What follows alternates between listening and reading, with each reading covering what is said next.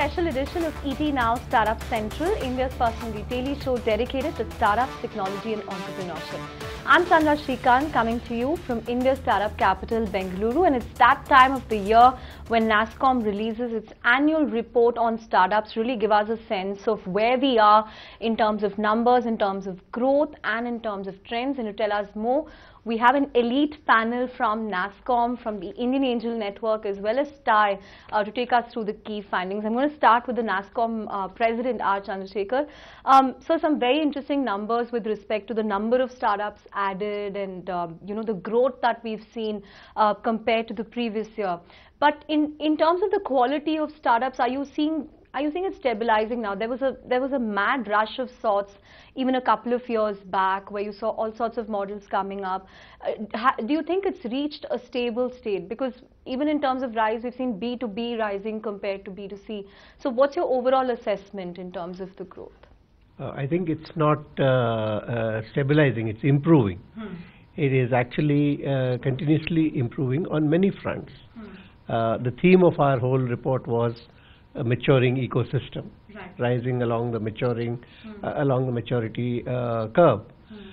There are two or three dimensions of this rising maturity. One is in terms of a greater proportion of B2B startups, then a greater proportion of startups than in the previous years, which are into using the newer and deep technologies, artificial intelligence, IoT and data analytics and things like that. Also a slight increase in the average age of the entrepreneurs, but that is also accompanied by a rise in the student startups. So all of these, I think, indicate that increasingly the startup ecosystem has not only realized but is actually putting into play the value of actually deeper technology in addressing various challenges and problems. Right. Ravi, I want to come to you. One of the trends that we saw in the findings was that net, yes, the funding has gone up compared to the first half of 2017, but a majority of the money is being cornered by the unicorns, the top players in each segment. But when it comes to startups, who've been incorporated in the last 5 years, it's actually come down in the early stages. So what's holding investors back? Have they turned cautious? What's your own reading into this? Well, I think, in 2016 we had a little bit of a downturn for sure. It impacted all the phases, right, of investment. But I think, what you're referring to is we've had a little bit of a downturn in the seed segment, right? And the very early stage of, investment. And that's a very crucial segment, and it's been impacted by a couple of things. One is maybe investor sentiment had signed kind of an organic, depression factor. But more important, we've had this angel tax that is held back some of the startups, right? And investors from writing checks, and that's something we should understand that that's an impediment, right? For that early stage angel investor who's going to write a check to a very early stage startup, right? I think that's had an issue. I think, but overall, I think we will recover over time, right? And as long as we can especially fix that angel tax issue, I think I'm going to ask Padmaja more about the angel tax. But Raman, in terms of the themes, I mean, even in terms of investment in the last year, we've seen a clear bias towards fintech and edtech and health tech. Are you seeing that, in the report as well, in terms of numbers, in terms of the models that startups are coming up? Yeah, fintech and health tech, the data is showing that there is a definite move towards that. The data is also showing a lot more of B2B rather than just a B2C.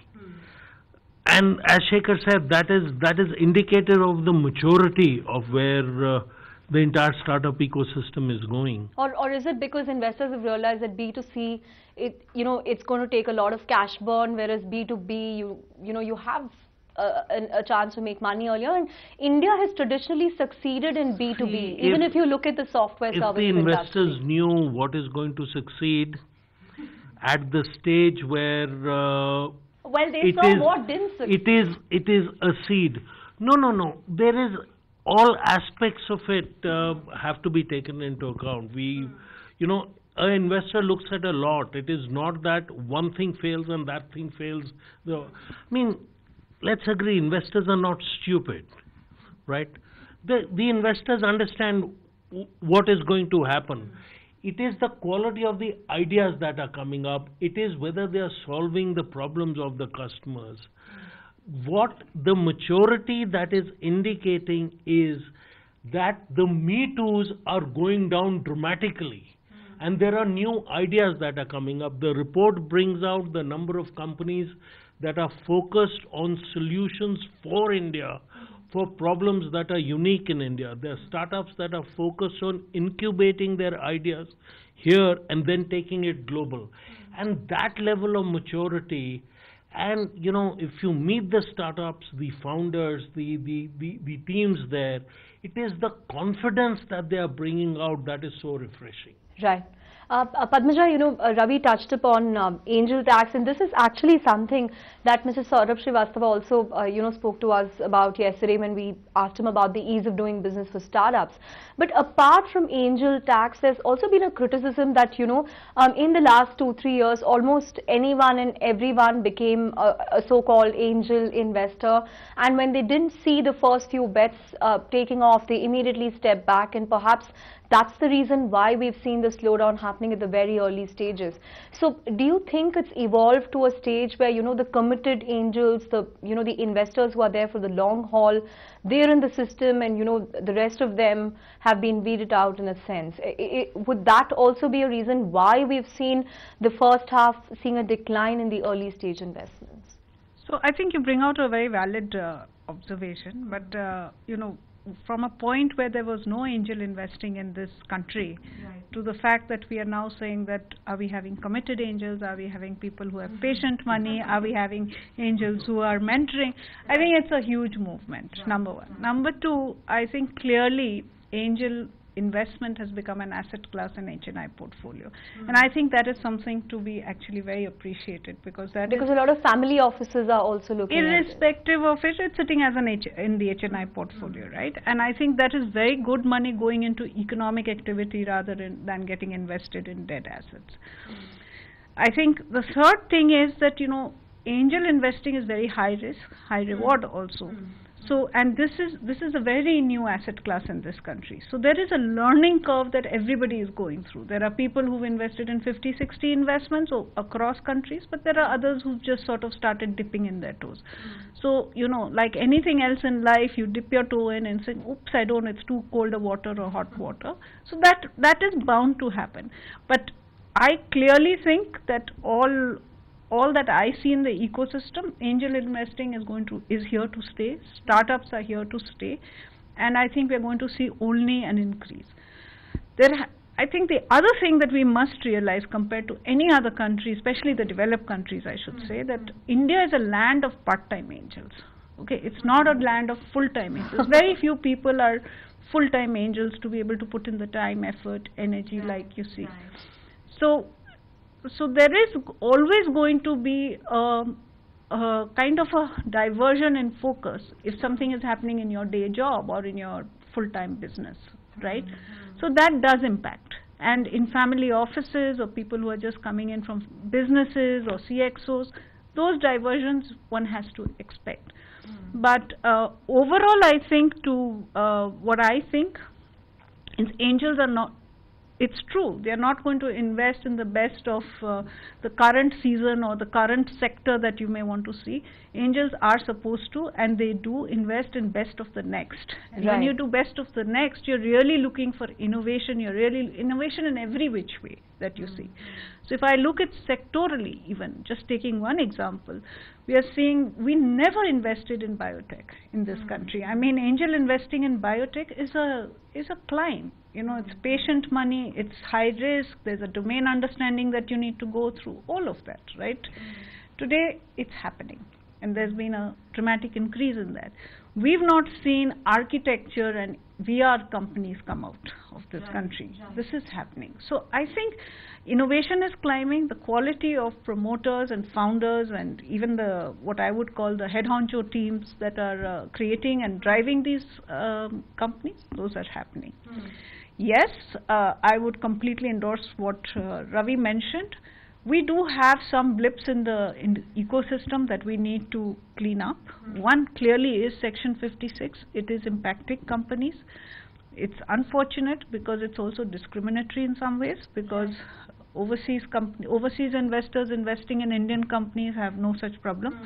It's funny that our own domestic investors investing in domestic companies have a problem. So those blips have to be cleared up. But on a positive note, the fact is that I think when we talk to the government, when we talk to the policy makers, there's been a lot of openness to at least appreciate the problem. And I just no, want because to we bring hear out this clarion call for angel tax to go away, almost every year around the time of budget, and then nothing happens. So are you more positive this time? No, so as an industry, we are engaged with the government to try and find a solution. That tax came into being because it was to plug a channel of money laundering. Right. And that is a noble cause, but we can't throw the baby with the bathwater. We can't say that Startup India is our objective, but from the back door we'll by putting angel tax, we'll take away that segment away. So it is challenging, and as NASSCOM, as IAN, as the 10,000 startup, we are engaged with the government to focus on that. There's one other element I wanted to bring out to build on what Padmaja said to our viewership that is intending to be angel investors. I wanted to bring out the fact to say that if you decide that you need this asset class and then you decide to make one investment and then you hold back to say that that will succeed, that is not angel investing, that is gambling. Because it is you gamble when you put money on one thing and hope that that will succeed. To become an angel investor, you need to have a portfolio. You need to have a game plan to say where you can add value, so that within the portfolio, when 30-40%, hopefully it's only 30-40% or even 50-60% fail, the balance succeed. Right. So it is not about saying that, now I made 2 angel investments and God, they went down and oh God, look what a bad thing this is. So there is a game plan that is required. But what is heartening to note is that a lot of the high net worth individuals, that game plan is happening. Today, as Indian Angel Network, I sit between NASSCOM and Padmaja, being a board member there and being the chairman of NASSCOM. As Indian Angel Network, we are now what, 450 strong, right? Plus. And we are the world's largest, and we see a lot more people coming in who are getting to understand this. Right. So, guys, that is the future. Become a part of investing. That's where it goes. On IAN's behalf, but let me become a member of IAN too. I was not going to say that though. And get all your companies to be NASSCOM members. So coming to the other aspect, which is, this week we had the World Bank rankings on ease of doing business. And, overall India has jumped 30 places. But when it comes to the specific parameter of starting a business, we've actually gone down 1 place from 155 to 156. Now, I understand, this is not just pertaining to tech startups or platforms, and it's only Mumbai, Delhi. It could be manufacturing, it could be a brick and mortar business. But what does this mean from a starting up perspective, from a startup perspective? What are the gaps you think are there today that can be addressed by the government? I think that's really an important area, because while it is obviously very good news and entirely welcome that we have moved up, 33 steps, I think, in the ease of doing business. A large part of that is related to ease of payment of taxes and resolving and protection of minority investors as well. The ease of starting a business is critical for the startup ecosystem.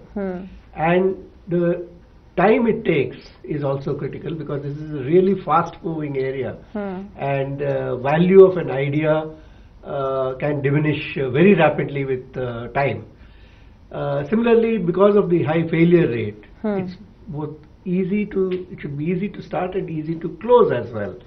Because most entrepreneurs have not succeeded in their first venture. They have actually succeeded in a later venture. Correct.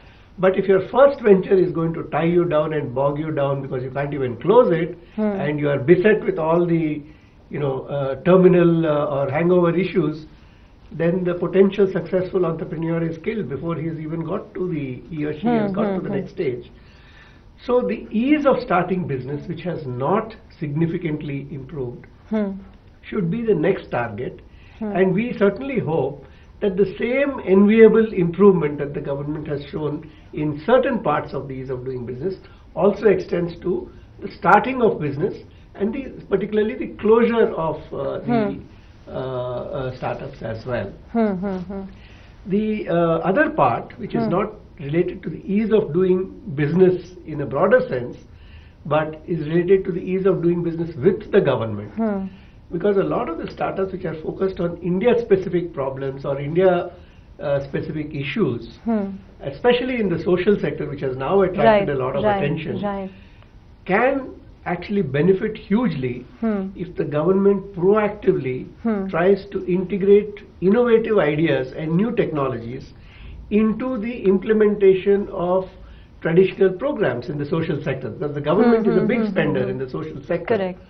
And if the government shuts its doors to the innovation that is possible, both the innovators and entrepreneurs and the government and ultimately the people are big losers in the process. Is that happening now? Is the government not open to such startups? I think at the moment Is there resistance? the changes in the way that government procures services and the way it integrates some of these services into its delivery has not changed significantly. Resultantly, the doors are shut for innovative companies because you still have the usual norms of certain amount of net worth, certain amount of successful implementations, and certain amount of capital base, etc.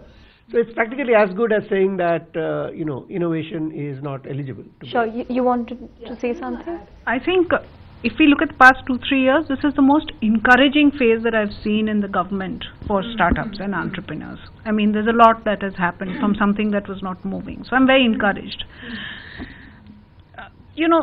As we are sitting on with NASSCOM here, the IT industry was very enabled by the STPI scheme, which sort of ring-fenced a lot of the IT companies for them to really grow to what it has become today. Whatever, $150, $160 billion industry. I think the government has taken one step, which is the startup certification program. Right? And it has sort of created the framework to enable different kinds of enablers for the startups. Right? Be it IP, be it the income tax, whether it's relevant or not, but it's created a framework for benefits or enablers rather for the startups to get. I think there is a huge potential here to grow that thinking. One is to say that there are a lot of government policies like, let's say, corporate law, Company Act 2013 Section 42, for example, and I'll tell you why it's important.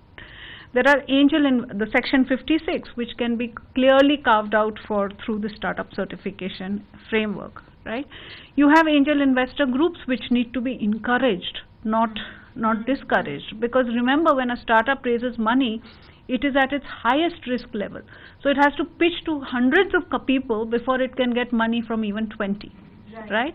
So how do you sort of ring fence this whole ecosystem which is required for startups, be it government policy issues, be it funding, be it mentors? How do you create that whole ecosystem? And it can be done because there is a broad startup certification framework that has been created.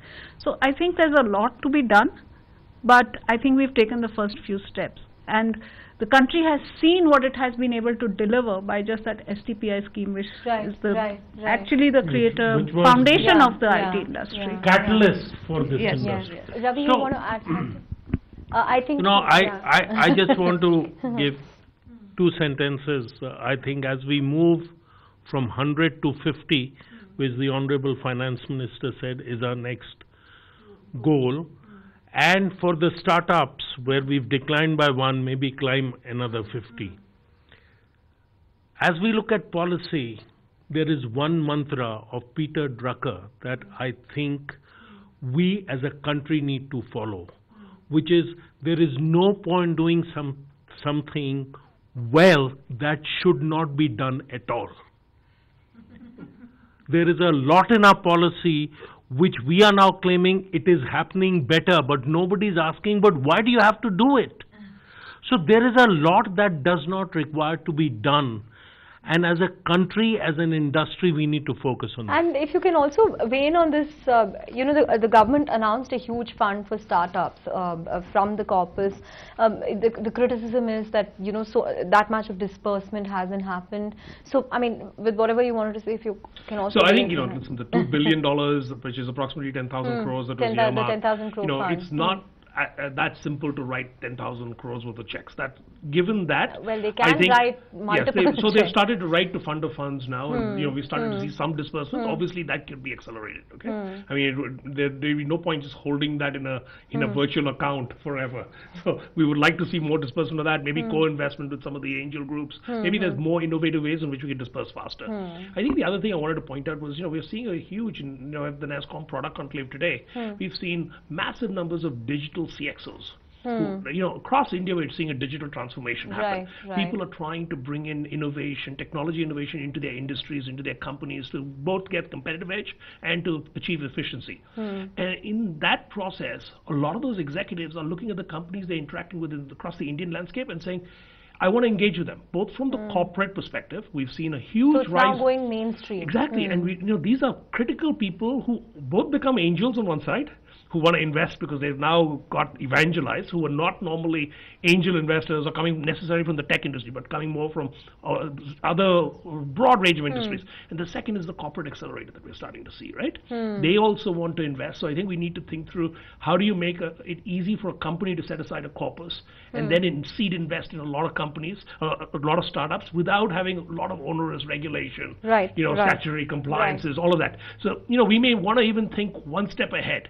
Could we have an innovative set of policy that would allow a company or a group of companies, a consortium, to create a fund, to write checks, and then not have to go through, spend more than they put in the fund on regulation on the back end, right? So that would be a very important step, I think, very empowering, because you bring together funding, you bring together domain expertise, you bring together a customer, potential customer to the mix, and you bring a mentor to the startup. Right. Amazing if you can make that mix happen, right? And I think that's what we need to figure out, how to even, further go one step beyond just relieve the angel tax, go to the next level. Does the scope of this report also cover, how the startup ecosystem has fared in terms of gender?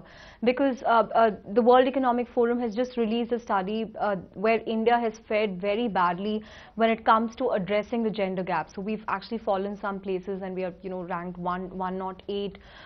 So in terms of, are there enough women in tech? Is enough being done to encourage them? And are there enough deterrents, to address bro culture, which is now becoming a big topic, something that's actively being debated in Silicon Valley? Are these things being addressed at all?